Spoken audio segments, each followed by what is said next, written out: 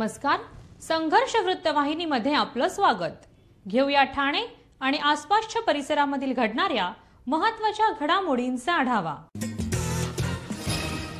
स्तनाचा कर्करोग हा महिलांमध्ये आढळणारा एक गंभीर आणि प्रचलित आजार आहे, पण वेळेत निदान झाल्यास यावर यशस्वी उपचार शक्य आहेत। ठाणे जिल्हा सामान्य रुग्णालयात नुकतेच डिजिटल मॅमोग्राफी मशीन कार्यान्वित करण्यात आली आहे। त्यामुळे आत्ताच्या स्तनाच्या कर्करोगासाठी आवश्यक असलेली तपासणी करण्यासाठी मुंबईतील खासगी रुग्णालयांमध्ये धावपळ करण्याची गरज भासणार नाही।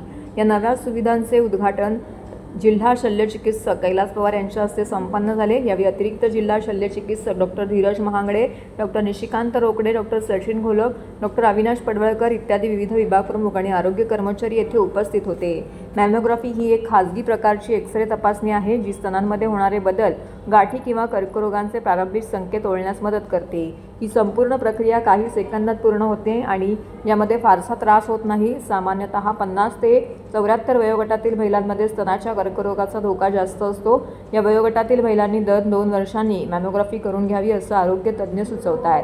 40 ते 49 वयोगटातील महिलांनी त्यांच्या डॉक्टरांचा सल्ला घेऊन तपासणीचे अंतर व गरज ठरवावी असं देखील त्यांनी यावेळी सांगितलं आहे। ठाणे महानगरपालिकेचे मालमत्ता कर म्हणजेच प्रॉपर्टी टॅक्स भरण्याचे आवाहन। सन 2022-23 या आर्थिक वर्षाचे मालमत्ता कराचे म्हणजेच प्रॉपर्टी टॅक्सचे बिल ठाणेकर करदात्यांना महापालिकेमार्फत आर्थिक वर्षाच्या सुरुवातीस म्हणजेच माहे एप्रिल 2022 मध्ये देण्यात आलेले आहे। तथापि अद्यापही काही करदात्यांनी मालमत्ता कर महापालिकेकडे जमा केलेला नाही। सध्या आर्थिक वर्षाचा अंतिम टप्पा सुरू झाला आहे। मालमत्ता कर वसुलीसाठी महापालिकेतर्फे कडक कारवाई हाती घेण्यात आली आहे। या अंतर्गत जंगम मालमत्ता, टीव्ही, फ्रीज, वाहन व इतर जप्त करणे तसेच स्थावर मालमत्ता वॉरंट बजावून जप्त करण्यात येत असून मालमत्तेचा जाहीर विक्रीद्वारे लिलाव करून कराची रक्कम वसूल करण्यात येत आहे। मालमत्तेस पाणी पुरवठा करण्यात येणारे नळ संयोजन खंडित करण्यात येत आहेत। त्याचप्रमाणे थकीत मालमत्ता करावर 2% व्याज आकारले जात असल्याने भरावयाची रक्कम वाढत आहे। आपला मालमत्ता कर propertytax.thanecity.gov.in या लिंकद्वारे तसंच गुगल पे, फोन पे, पेटीएम याद्वारे ऑनलाईन पद्धतीने करण्याची सुविधा उपलब्ध करून दिली आहे। शनिवार, रविवार व सार्वजनिक सुट्टीच्या दिवशी नागरिकांना मालमत्ता कर भरणे सोयीचे व्हावे याकरता महापालिकेचे मालमत्ता कर संलग्न कार्यालय या दिवशी कार्यान्वित ठेवण्यात आलेले आहे। तरी मालमत्ता कर वसुलीची अप्रिय कारवाई टाळण्याच्या दृष्टिकोनातून मालमत्ता कर भरून महापालिकेस सहकार्य करावे। धन्यवाद।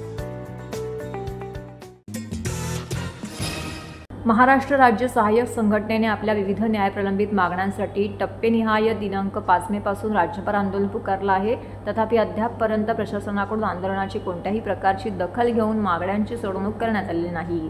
त्यामुळे नाईलाजास्तव महाराष्ट्र राज्य कृषी सहाय्यक संघटनेच्या आदेशान्वये कोकण विभागातील जिल्ह्यातील कृषी सहाय्यकांना 15 मे पासून बेमुदत काम बंद आंदोलनाबाबतच 21 मे रोजी विभागीय कृषी सहसंचालन कोकण विभाग ठाणे कार्यालयासमोर विभागातील सर्व कृषी सहाय्यकांना 1 दिवस धरणे आंदोलन केले। कृषी सेवक कालावधी रद्द करून कृषी सेवकांना सहाय्यक पदावरती नियुक्ती देण्यात यावी। कृषी सहाय्यकांचे पदनाम बदलून सहाय्यक कृषी अधिकारी करावे। कृषी अधिकाऱ्यांना लॅपटॉप दिला जावा। कृषी सहाय्यकांना कृषी मदतनीस देणे यांसारख्या विविध मागण्या या आंदोलनादरम्यान छेडण्यात आलेल्या आहेत। जर या मागण्या मान्य झाल्या नाहीत तर आयुक्त कार्यालय पुणे येथे धरणे आंदोलन करून कृषी सहाय्यक उपोषण करणार आहेत असं यावेळी सांगण्यात आलंय। कृषी सहाय्यकांच्या वर्षानुवर्ष प्रलंबित असलेल्या न्याय हक्कासाठीच्या मागण्यांसाठी आज आम्ही दिनांक 5 जून पासून महाराष्ट्र राज्य कृषी सहाय्यक संघटनेने राज्यभर आंदोलन पुकारलेले आहे। आंदोलनाच्या विविध टप्प्यामध्ये आम्ही आंदोलन केलेलं आहे आणि 15 मे दिनांक 15 मे पासून आम्ही संपूर्ण राज्यभर कामबंद आंदोलन केलेले आहे। आणि आंदोलनाचा टप्पा म्हणून आम्ही कोकण विभागातील सर्व 5 जिल्ह्यामधील सर्व कृषी सहाय्यक सर्व सक्रिय सहभागी होऊन आज इथे विभागीय कृषी सहसंचालक कार्यालय ठाणे येथे धरणे आंदोलनासाठी आलेले आहेत। आमच्या मागण्या या मागण्या नसून मूलभूत हक्कासाठी आम्ही आमच्या भांडत आहे कृषी सहाय्यकांच्या। तर त्याच्यामध्ये आम्हाला गाव पातळीवर काम करत असताना मदतनीस उपलब्ध करून द्यावा। आकृतीबंध कृषी विभागाचा जो होत आहे त्यामध्ये कृषी पर्यवेक्षक आणि कृषी सहाय्यक यांचे प्रमाण 4 असावे, जेणेकरून गावामध्ये किंवा सजेमध्ये गाव पातळीवर जास्तीत जास्त शेतकऱ्यांची सेवा करता येईल। त्याचबरोबर आज कृषी विभागाचे 90% काम हे ऑनलाईन पद्धतीने झालेले आहे आणि कृषी सहाय्यकांना कोणत्याही सोयी सुविधा देण्यात आलेल्या नाही शासनाकडून। त्यामुळे कृषी सहाय्यकांना लॅपटॉप उपलब्ध करून देण्यात यावा। त्याचबरोबर कृषी सेवक कालावधी 3 वर्ष असतो तो रद्द करून नियमित त्यांना कृषी सहाय्यक म्हणून सेवेत घेण्यात यावे। त्याचबरोबर आपले इतरही अजून मागण्या आहेत, त्यामध्ये कृषी सहाय्यकांचे नाव बदल करून जसे ग्रामसेवकांचे ग्रामविकास अधिकारी, तलाठ्यांचे महसूल अधिकारी असे नाव बदल झालेले आहेत। कृषी सहाय्यकांनी 2014 पासून मागणी करत असूनही शासन दरबारी कोणतीही दखल घेतली जात नाही, तर आम्हाला सहाय्यक कृषी अधिकारी असे पदनाम बदल करून देण्यात यावे।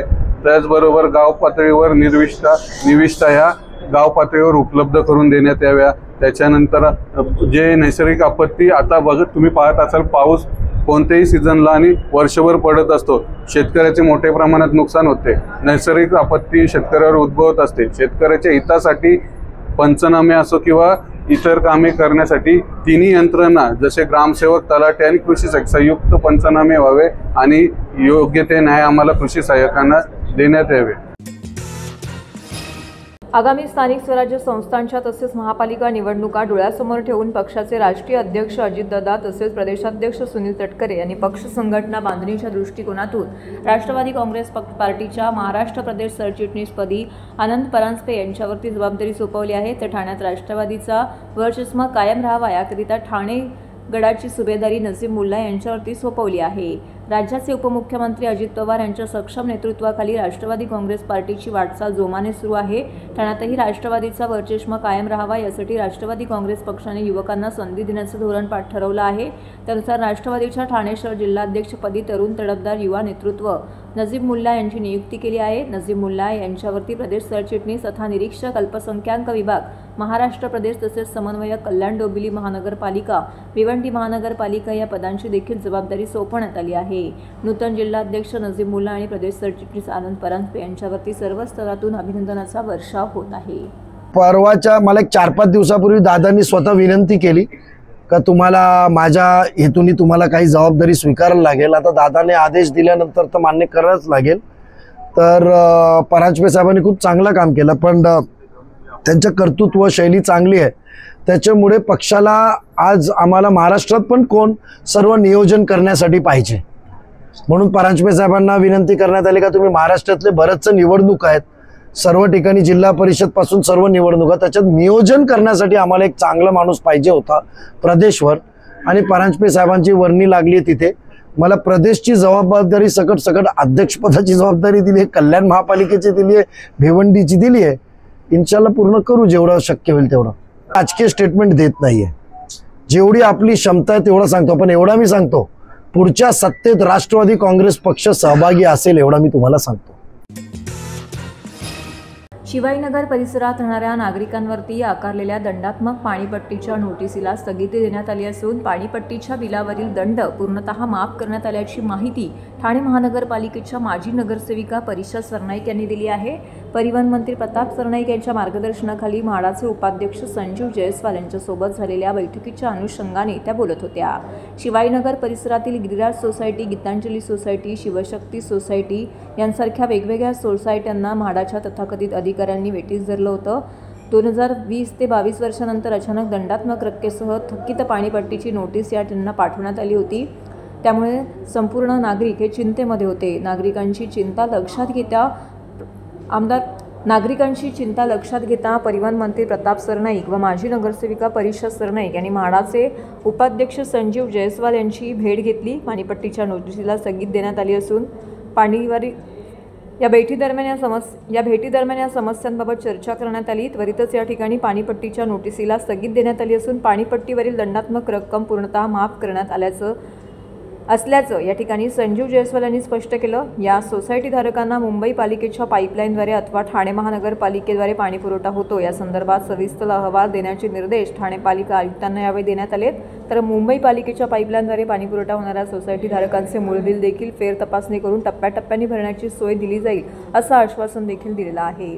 यानंतर उपस्थित नागरिकांनी माजी नगरसेविका परिषा सरनाईक यांचे आभार देखील मानले। खरं तर आज शिवाईनगरमध्ये प्रभाग क्रमांक 5 मध्ये शिवाईनगरमध्ये काही म्हाडाच्या बैठी वसाहतीच्या चाळी आहेत आणि ह्या चाळीमध्ये तसंच वर्तकनगरमध्ये काही 2 सोसायटी आहेत.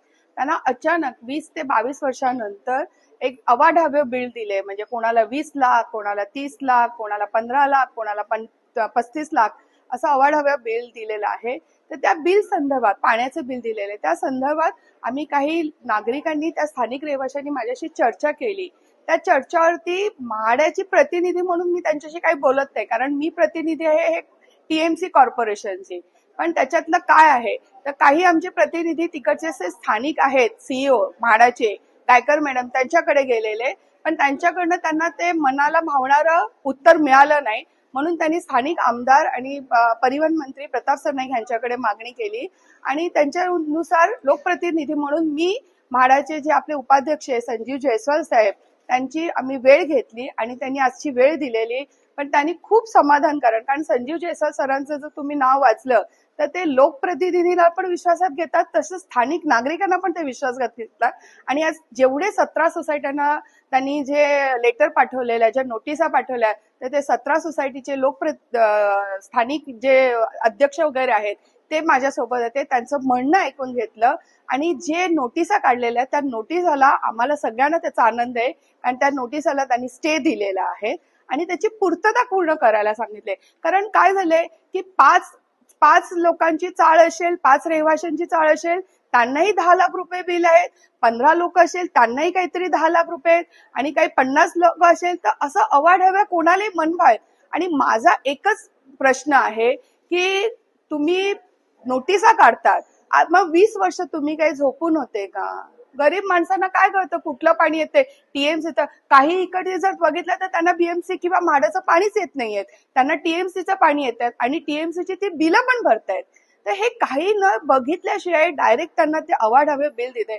आज तुम्ही विचार करा, एक मध्यमवर्गीय कुटुंब घरात राहत असते आणि त्यांच्या घरामध्ये 15 लाख 20 लाख, काही महिलांना तर झोप नाही, त्यांना रात्री 12 असतं, ताई आम्ही काय करायचं, आम्ही काही जीव द्यायचा का, माझ्या पोरीचं लग्न आहे, मी ते करू, कुठून आम्ही पैसा जमा केलाय, आम्ही ते करू की आता बिलं भरायचं, हे सगळे विषय माझ्याकडे आहेत. आणि मला असं वाटते की परिषद सरनाईक आणि प्रताप सरनाईक, आम्ही हे पूर्ण सरनाईक कुटुंब, लोकांच्या काय अडचणी आहे, मी काही त्यांना कुठलं आश्वासन दिलं नाही, मी सगळ्यांना जमा केला आणि त्यांच्या वतीने मी भांडायला सरांकडे आली.